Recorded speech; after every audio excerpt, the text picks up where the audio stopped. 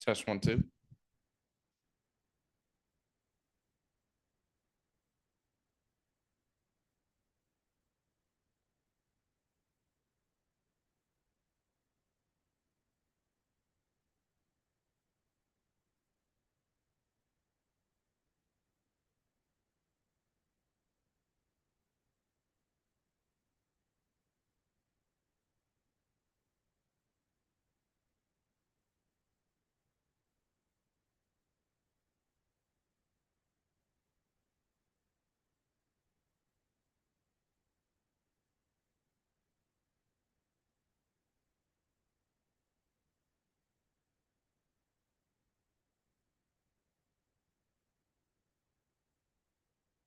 This is the Public Health and Community Safety Committee, February 4th, 7 p.m., 7:30, 7:27.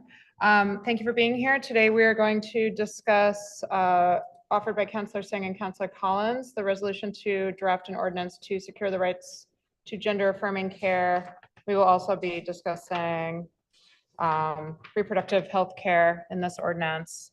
I have a couple of updates. We attempted to run this by our legal representation before today, but they let us know they wouldn't have had time to review the document before this meeting. They said by the end of this week, they can get a full review back to us. So what they did send me was what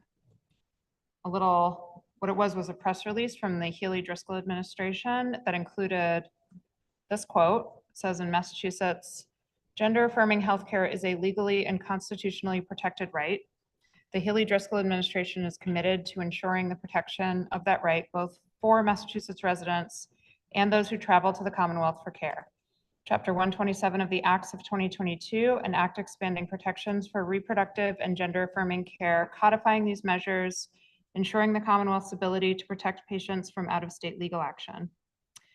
It also gave gender affirming care providers the ability to enroll in the Commonwealth's Address Confidentiality Program, ACP, to ensure privacy and safety for their families. This was a press release from 2023 that had many quotes from different leadership at the state level, affirming the state's commitment to gender affirming care, reproductive health care, safety in Massachusetts. That being said, we still felt it was valuable and important to bring this forward. During this presidential administration, we're not sure of anything. We're not sure how things could go, and shoring up what our residents are asking us to shore up is valuable, we think. We've been hearing from some citizen advocacy groups, and we're going to follow through with those measures. And this ordinance was already in the pipeline. We've been talking about it for a little while. So we have a draft that you all received, and hopefully you had a chance to look it over. It covers, some language that was borrowed from other municipalities that sort of talks about, these sorts of healthcare providers will be protected in Medford and not, prosecuted or that sort of language. So sorry that I've been speaking so much because this is really Councillor Sang's project. So I will let you take it away. Thank you. Wait 1 second. Sorry, I forgot how to use the mics. No worries. One second. Wait, I don't remember how to do it. I touch it, and then I touch what? Touch it. Then you push Right. mic live. There we go. Thank you, Chair Lazaro. I think you put it very well, why we're doing this. We're hearing from residents that they're worried about what's happening nationally, and they've been worried since the Dobbs decision years ago that really put reproductive healthcare at stake. I think residents know that Massachusetts is a state where we do believe very strongly and affirmatively in women's rights, in rights of you know, our youth to get the care that they need, in the rights of doctors to make the best recommendations that they can for their patients. And, you know, with that being said, we also don't want Medford to be the site of conflict, right? We don't want Medford to be where hospitals, you know, that provide this type of care are, you know, having to give up their doctors or having to give up their patients to police that's not from Massachusetts, you know, and putting their patients and their employees at risk.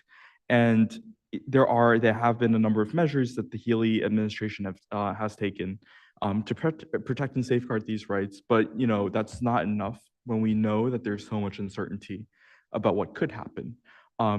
Just in the last few weeks, I think it's been really striking to see how the federal government is using its levers and its, you know, its influence to make states, to make individuals, to make different levels of government and different branches of government, you know, succumb to its own will and to succumb to their view of how government should be run or not run. And it's really important that we do all we can to safeguard those liberties that we have. It should be noted that a lot of what's happening nationally is actually illegal. It goes against statutes that Congress has passed. It goes against separation of powers. But, you know, that I think underscores how important it is for us to be taking every step and to be responding to our residents who are reaching out and who are worried about what, you know, decisions nationally, what the bills being introduced in the House and the Senate, which propose to ban and criminalize abortion care, which propose to, you know, restrict and ban gender affirming care, what that means for residents in Medford. And this is what we can do as a city council to protect our residents.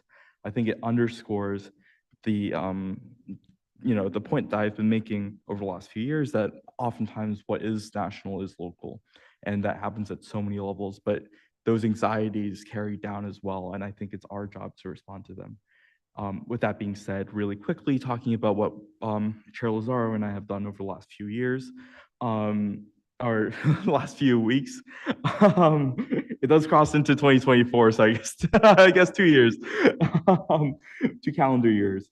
But what we've done is we've taken the discussions at the last Public Health Committee meeting. We've basically cleaned up the draft text that we had at that meeting to become more readable, more organized, to get rid of potential redundancies, to get rid of to get rid of things that we might not need. We also, you know, made sure that the language was all accurate when it came to Medford, that it best represented what we see in our city right now.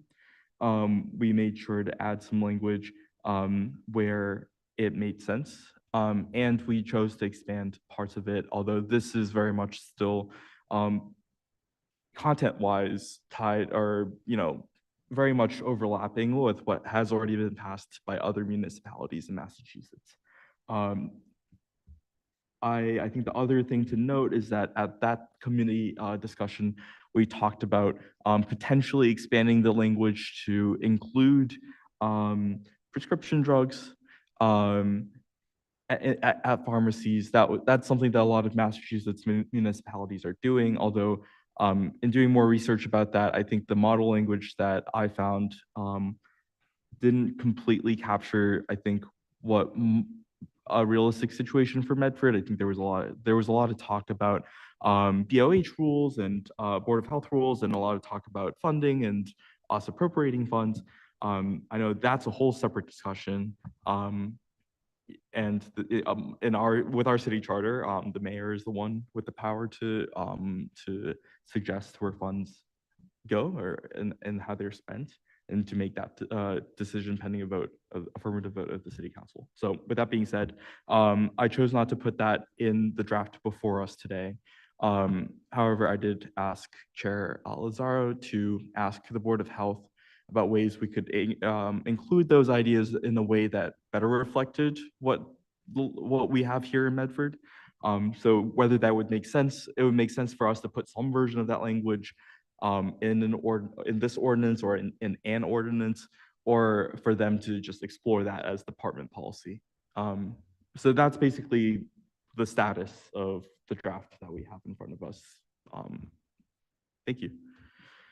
Thank you, Counselor Sang. So I did share this draft with the Director of the Health Department and the Chief of Police. I didn't hear back, but that doesn't mean that they don't have, an interest or stake in this. It's just means they probably have other pressing matters going on, which I understand. So it may just be a matter of, following up again. We do still have to get affirmative response from our legal representation. So we're not gonna be able to necessarily pass this out of committee tonight. It's also possible that we could move forward with this and then come back to it if we wanted to add something about prescription medication at a later time with an amendment, like we did with CCOPS. But something that I was thinking about is the similarities, especially in just the front section of this draft with the welcoming city ordinance, that it's just kind of the energy of it being like, we're just not trying to do the work of another municipality, another state, or the federal government, or anybody else's policies or priorities are not necessarily our policies and priorities, and we don't need to enact or carry out those goals for another group.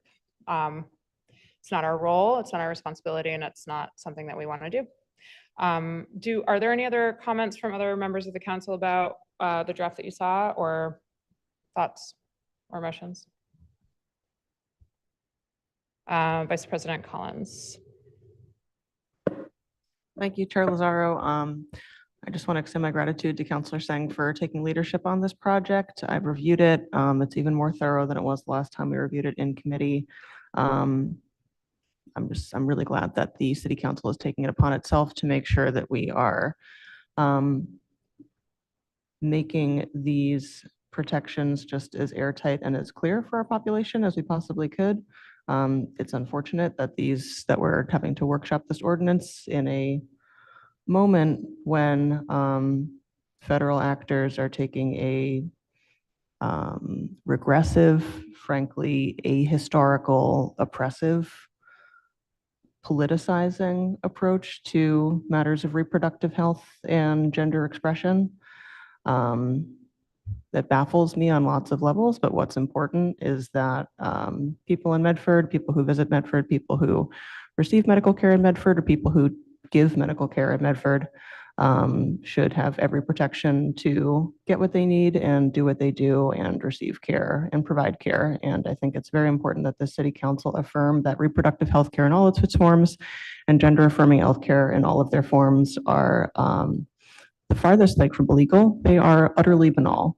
And I'm very pleased to see that this ordinance is so thorough and describing all of the forms of healthcare to which people are entitled, and making it really clear that all city agents across all departments shall not deploy their resources or their time in service of agendas from other states, other jurisdictions that might want to waste time and energy politicizing healthcare. So thank you so much. I've reviewed this. I think it's very thorough. I'm happy to wait to pass it out of committee until we have a legal review. I don't know that it's necessary if we do want to pass this along to the committee of the whole and just make further adjustments or tweaks there if it's necessary. I think that would also be fine, but I'll leave that to the discretion of the ordinance sponsor. I think this is in a really good place. Thank you. Thank you, Vice President Collins. Councillor Sang. Thank you, Vice President Collins, for your impactful words about what's happening in this country, but also your kind words about this work that I've been doing alongside Chair Lazaro, who should definitely receive a lot of credit too. When it comes to the last question you asked about whether we should, we pass it out of committee tonight and then make, small adjustments if needed on the floor versus keeping it committee. I'm happy to do either. I think it makes sense to keep it in committee. I think it's something we could act pretty fast on once we get some guidance from KP Law. Thank you. I also think it would be fine. I mean, to keep it in committee, we've been scheduling these pretty swiftly.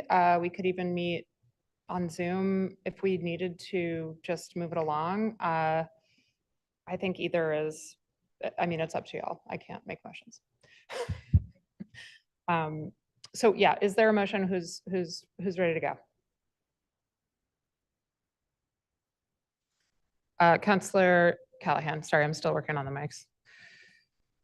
I don't have a motion exactly, but I would, I think it's probably easiest to just keep it in this committee. I don't think there's current urgency because of the state that we live in. So I would say we just keep it in this committee and then we take it up next month when we've got the legal review and go from there. Okay, thank you. Counselor Callahan,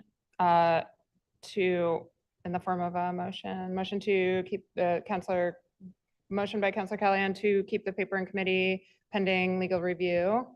Okay, great. Seconded by Counselor Singh. All those in favor? Okay, great, lovely. Oh, do we have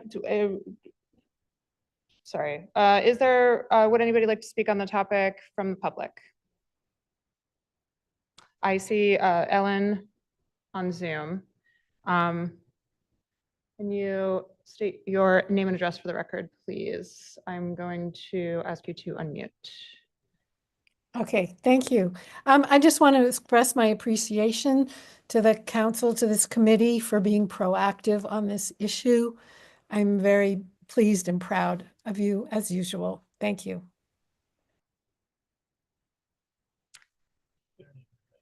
Ellen, can you just give us your name and address for the record? I apologize. So sorry. Ellen Epstein, 15 Grove Street, Medford. Thank you so much.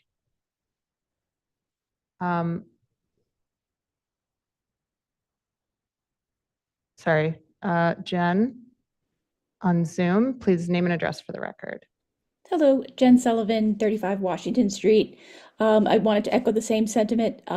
Everyone in Medford People Power feels very strongly about this and supporting people that need this. So again, just appreciate the work. Thank you.